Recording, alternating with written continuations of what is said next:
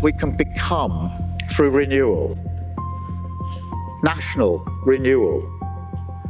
Now, that's not a new argument for social democrats, but it is the beating heart of our politics, the nation state. Right now, the world feels like it's falling apart.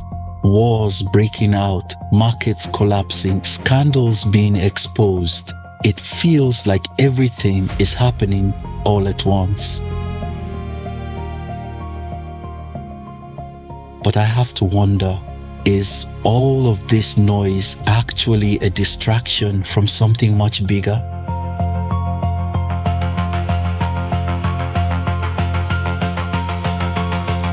Because while we're looking at the headlines, while we're arguing about politics, while we're outraged about the latest scandal, governments around the world are quietly building a system that will change how we live forever.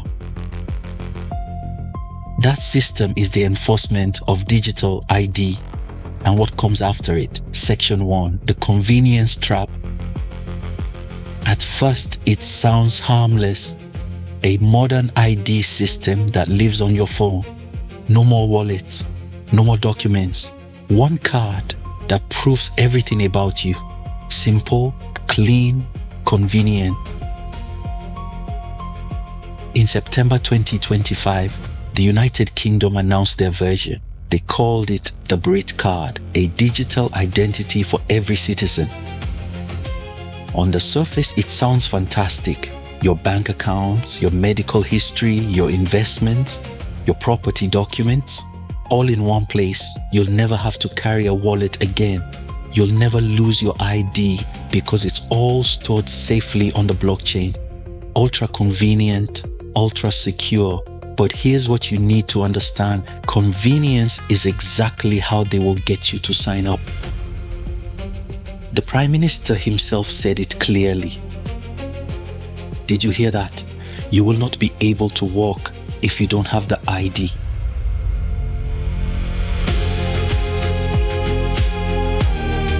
The British people responded. Within days, over 1 million people signed a petition against mandatory digital ID. By October, that number reached 2.9 million signatures. The civil liberties group Big Brother Watch called the plan, and I'm quoting directly, a domestic mass surveillance infrastructure.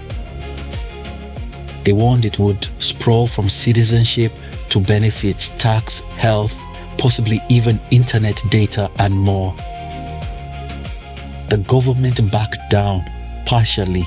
In January 2026, they announced the digital ID would be voluntary. But here's the catch. You don't have to get the digital ID, but without it, certain services become unavailable, certain jobs become inaccessible, certain aspects of modern life become difficult. This is the pattern. Make it optional. Make the alternative inconvenient. Watch everyone choose to comply.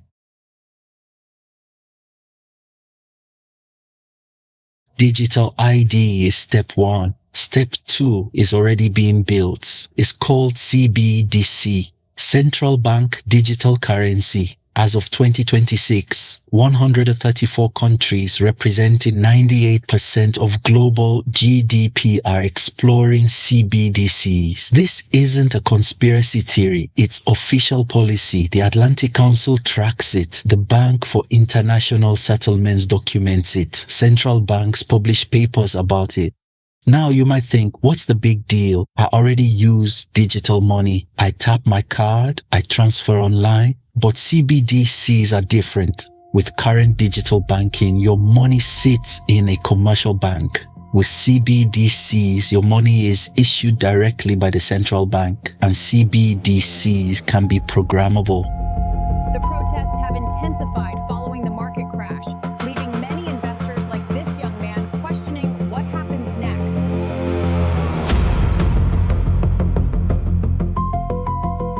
What does programmable money mean? Let me read you what's in the official documentation.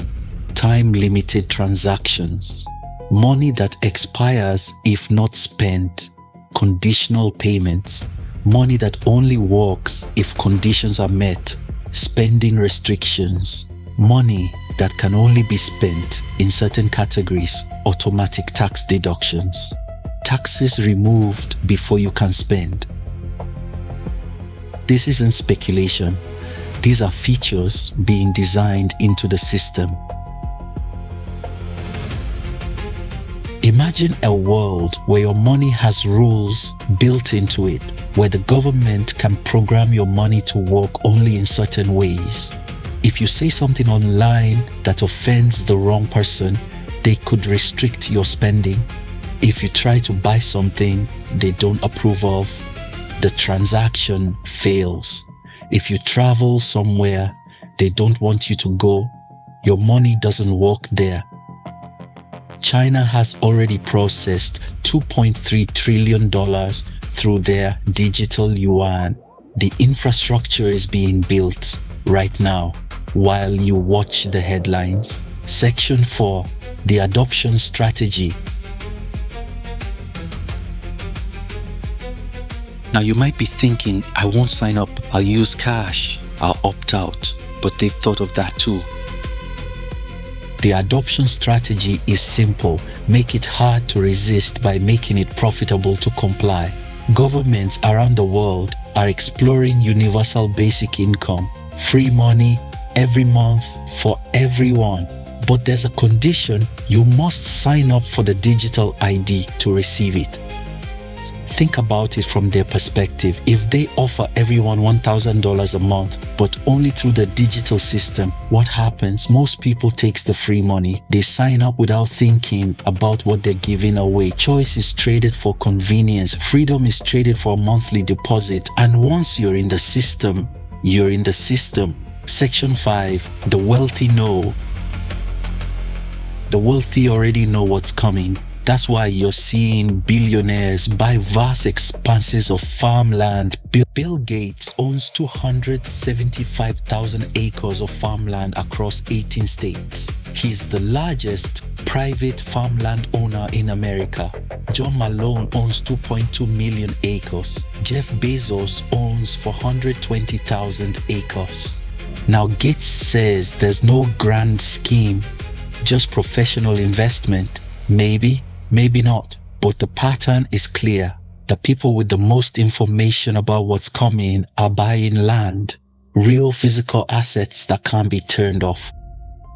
They know the only way to maintain true freedom is to be self-sufficient. If you own your land, if you can produce your own food, if you can generate your own energy, you are harder to control.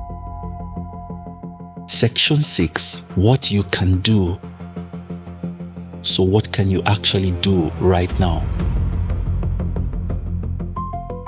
First, keep using physical cash. Every time you tap a card or use your phone to pay, you're helping them build the infrastructure of control. Cash is the last form of private spending we have. Use it or lose it.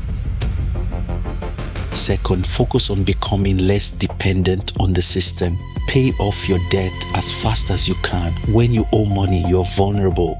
Real freedom comes from owning things outright. Your car, your home, your tools. If it's paid off, it can't be taken away when you miss a digital payment. Third, learn practical skills. Growing your own food, repairing your own home, creating things with your hands. If the system ever locks you out, you need to be able to survive without it. Fourth, build real relationships. A strong local community is the strongest defense against a digitalized world. Your neighbors, your local farmers, people you trust. These connections create a parallel system, a way of living that doesn't require their permission.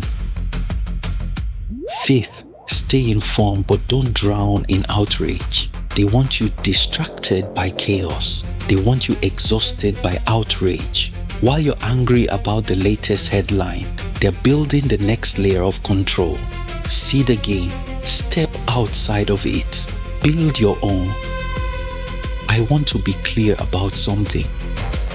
I'm not telling you the world is ending. I'm not telling you to live in fear. I'm telling you to live with awareness. The systems being built right now are not inherently evil. Technology is neutral. It amplifies whatever intention is behind it. But when you concentrate that much power in one place, in one system, it becomes a risk. Not because of what it is, because of what it could become in the wrong hands. The best defense is not paranoia, it's independence. It's owning real things.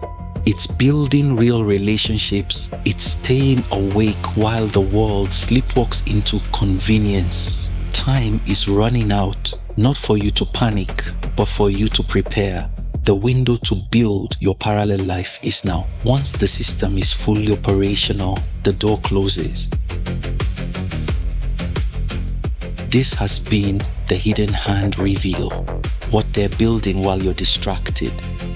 Now you know. What you do with that knowledge is up to you. Stay awake.